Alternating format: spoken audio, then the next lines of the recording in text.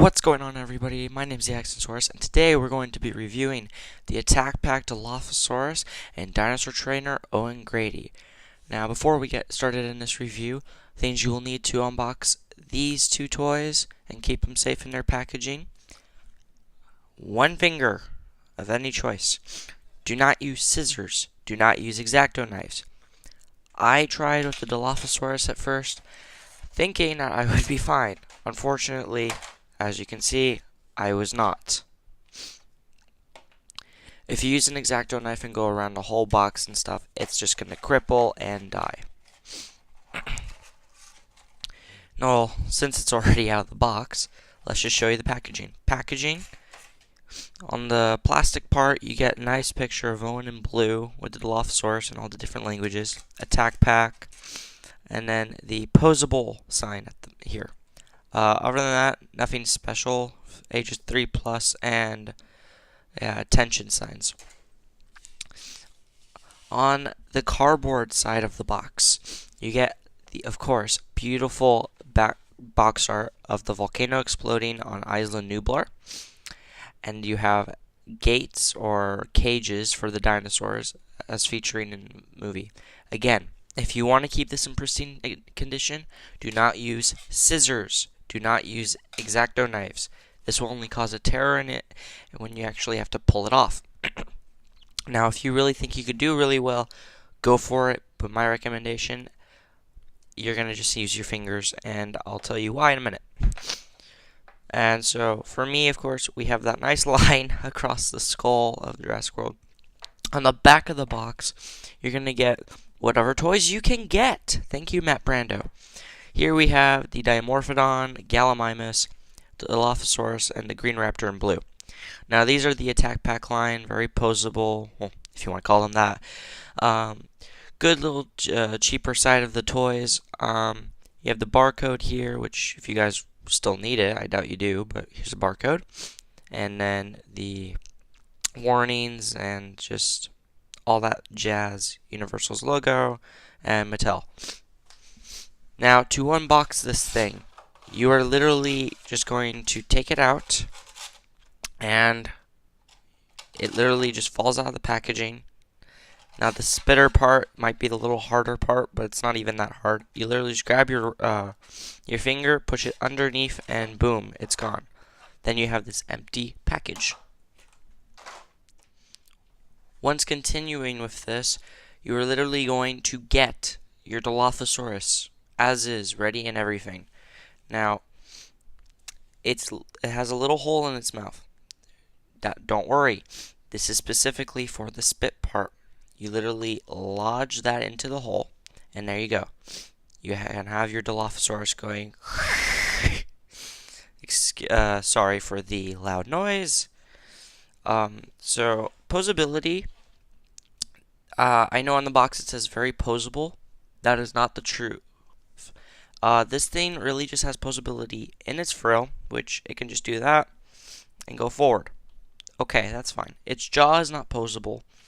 Its legs are posable, but it can't stand. It can only stand in one position, unless you're on uneven ground, which in that case, okay.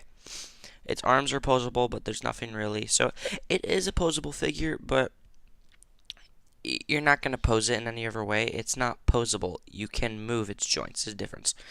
For the QR code, here you go. Give you like 5 seconds there. Alright, we're good. All in all, cool figure. Paint job, pretty self-explanatory.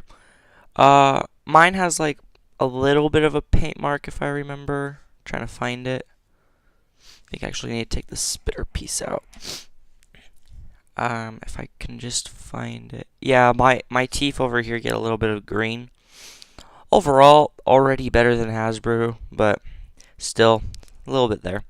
Nice pinky flesh tone inside the mouth and gums. Off-white. Oh, and again, a little bit of paint got onto the tongue from the teeth. The frill is cool. It is supposed to be, I believe, reminiscent of the Dilophosaurus statue you see in Jurassic World Fallen Kingdom. I wouldn't really consider that spoilers because we've been seeing that for a long time, but sorry if I spoiled it. You got this off-green color.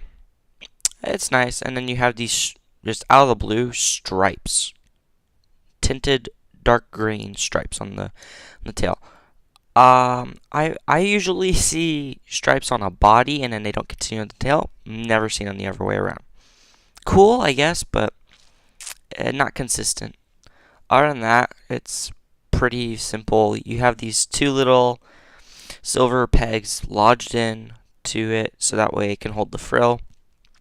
I personally am not a fan of how the frill is permanently attached. I get what they were going for, like Hasbro's Dilophosaurus, but I would love to see a detachable frill from like Kenner. And then, of course, you have the Jurassic World logo right there. Try to get in this light. Overall, not bad, but it's not the greatest either. I personally am more excited for their future Dilophosaurus because there have been leaked images of a Dilophosaurus that is bigger. It's movie accurate to Jurassic Park, and it can spit water. Oh yeah. I'm going to put this guy to the side for now. Moving on to dinosaur trainer Owen. Now, here's what I'm going to explain how to keep your box preserved and open your toy. Now, mine does have a little bit of cardboard splitting. That is actually not by me. That is just time wear. It looks in pristine condition, almost. Here is where you will find the solution to not tearing your box. At the bottom, right underneath the barcode for this one, it may be underneath the barcode for the other one. Let me check. Yes, it is next to the barcode. They are all in the same area. There is this hole. What you do with this hole, you put for me, my pinky in, and you just tear it until the box splits as much as you want. I went up to here. You could go shorter. But once you get it up to here, then the plastic easily comes out, and then the box still looks great. And now I can show you a better version of what you could see with the box. Yeah. Once out, you will get Owen with his trainer gear.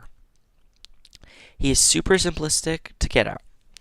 All you have to do is literally pull out Owen's legs and then just grab him. Pull. There. Done. And that's Owen by himself out of the box.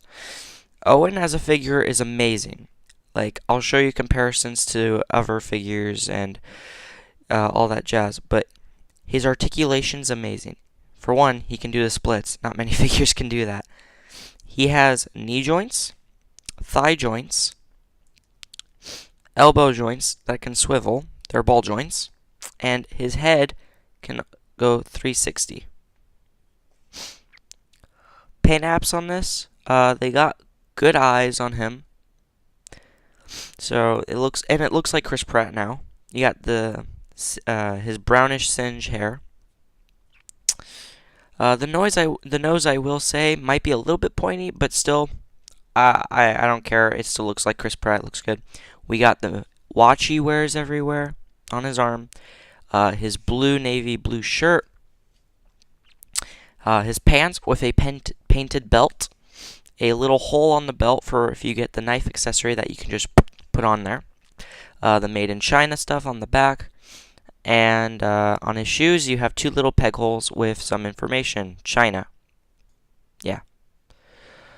So yeah, other than that, he can stand. You just have to fimble with him a little bit, but there we go, he stands. This was something that some toys have problems with, especially when you have knee articulation and just in general leg articulation.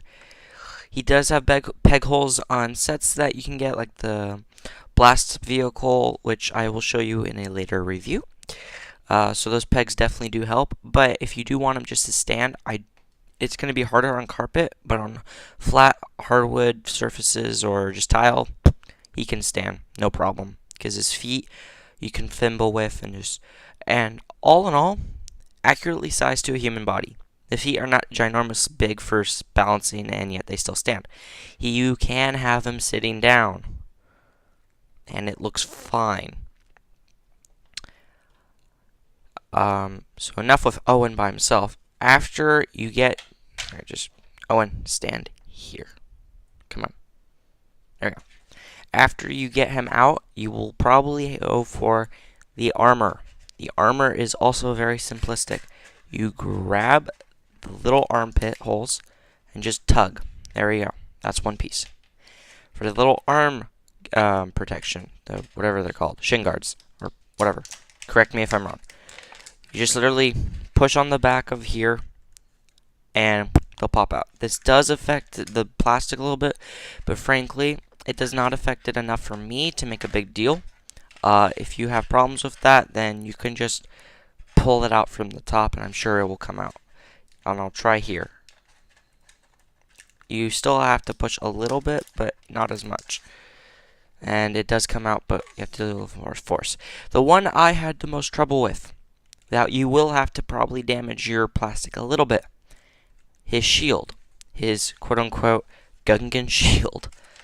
You will have to push right here while the plastic over there is opening. Once you get one side out, it falls right out. This does, however, seriously affect this. Now, I have taken Chris Pratt and his armor out of the box before and out of the plastic, so frankly, this is looking good. And then once you're done, if you want to put the plastic back in without displaying Chris Pratt, it still looks good. Unlike my mangled Dilophosaurus box, which I did not know how to open properly yet because I got this back in Easter, so not many reviews were out for it. Stuff like this. His armor and shield are pretty okay. I get what they're trying to go for, but still, it was this figure was not most necessary. It's still cool that we got it, but still, I mainly just got it because I like his outfit design for this, and also he was on sale at Toys R Us before they lost their business. So you literally, to put this on, the arm guards, you literally just pop them on. And there you go, you have the arm guards. I will say, you cannot bend his elbows too easily with these on. You can, but they have to be upside down. If you want to keep them as they are intended, like this, you will not be able to bend. So keep that in mind. His chest plate, very self-explanatory. Boop, done. He looks like he's preparing to go either fight something or prevent himself from getting hurt. His shield, we have the nice Jurassic World logo printed on there. My C on the Jurassic World logo has peeled off a little bit, so there will be a little bit of wear. This part is a very nice soft rubber, which his hands can hold. You can also not have him hold it with two hands with his shin guards on if you want the shin guards on like this. You have to turn them upside down. I will show you right here.